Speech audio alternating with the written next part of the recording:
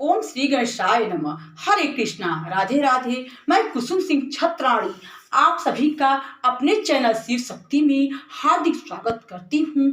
आज मैं आप लोगों को शिव महापुराण के दूसरे भाग के 16वें अध्याय की कथा सुनाने जा रही हूँ। मानवादिक सृष्टि उत्पत्ति। ब्रह्मा जी बोले, इसके पश्चात शब्दादि पंचभूतों द्वारा पच्चीकरण करके उनसे स्थूल आकाश, वायु, अग्नि, जल और पृथ्वी, पर्वत, समुद्र, वृक्षादि और कालादि से युग पर्यंत कालों की भी मैंने रचना की तथा और सृष्टि के बहुत से पदार्थों को मैंने रचा।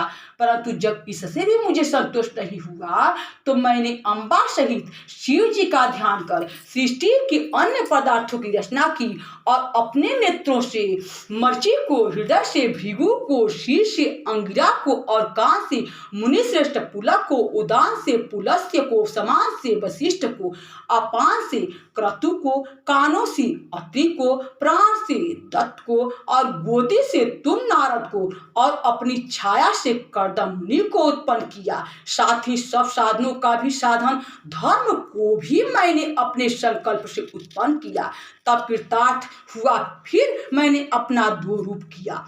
मैं आधे से नारी और आधे से पुरुष हुआ, जिसमें परम साधक पुरुष स्वाम्भु मनु और शत्रुपा नाम वाली योगिनी एवं तपस्विनी वह नारी हुई, जिस परम सुंदरी को ग्रहण कर मनु ने विवाह की विधि से मैथुन द्वारा सृष्टि को उत्पन्न किया।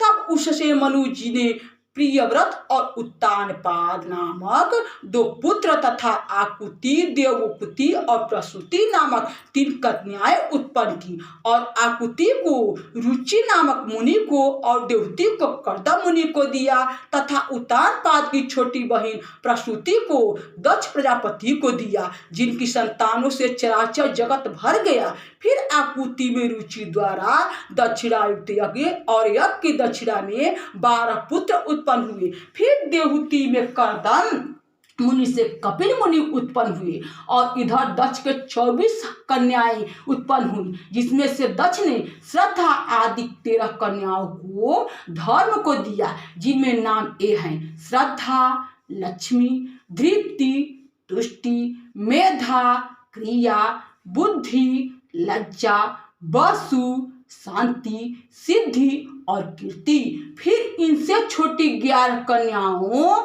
ख्याति, सत्युत, संभूति, स्मृति, प्रीति, क्षमा, सन्नति, अनुरूपा, ऊर्जा, स्वाहा और स्वधा को क्रमशः भृगु, भौ, मर्ची, अंगिरा, मुनि, पुलस्त्य, पुलह, क्रतु, अत्रि, वशिष्ठ, वही और पितर को दिया, जिनकी संतानों से त्रिलोकी भर गई। फिर तो शिव जी की आज्ञा से प्राणियों के कर्मानुसार असंख्य जातियों की उत्पत्ति हुई और जिसमें ब्राह्मण श्रेष्ठ हुई। कल्प भेद से दक्ष के साथ कन्याओं की भी उत्पत्ति कही गई है और जिनकी संतानों से पाताल से लेकर सत्यलोक तक यह चराचर जगत व्याप्त हो गया तथा कुछ भी शून्य न रहा।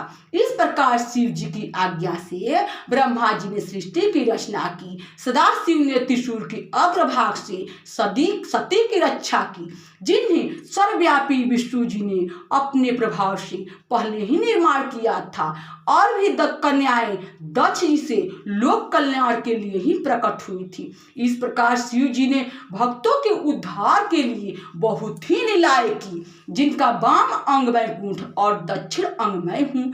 इस प्रकार मैं विष्णु और रुद्र यही 3 गुण इधर प्रधान हुए और उधर इसी प्रकार सत्य, रज और तम 3 गुणों से जिनका मैं स्वयं प्रधान हूँ, उसमें से रजोगुण वाली सुरा देवी तथा सतोगुण वाली सती और तमोगुण वाली लक्ष्मी प्रकट हुई। सती के परा और शिवा, उमा ये 3 रूप हैं, जिनमें यही शिवा सती के रूप में शंकर के साथ ब्याही गई और पिता के यज्ञ में शहीद त्याग कर नारद से अपने पद को प्राप्त हुई। फिर पार्वती होकर तप करके शिव जी को मिली, जिनके कालिका, चंडिका, भद्रा, चामुंडा, विजया, जया, जयंती, भद्रकाली, दुर्गा, भगवती, कामाख्या, कामदा, अम्बा, मृडानी और सर्वमंगलदायक, भुक्ति मुक्तिदायक नाम हुए। फिर तो यह तीनों गुणमय देवियों और गुणमय तीनों देवताओं ने मिलकर अनेकों प्रकार की उत्तम सृष्टि की। हे मुनीश्वरतम, इस प्रकार तुम्हारे लिए मैंने सृष्टि का प्रकार कहा। शिव जी की आज्ञा से मैं ही इस ब्रह्मांड का रचयिता हूँ। यहाँ शिव महापुराण के दूसरे भाग के 16वें अध्याय की कथा समाप्त हुई। बोलो शंकर भगवान की जय। हरे कृष्णा, राधे राधे।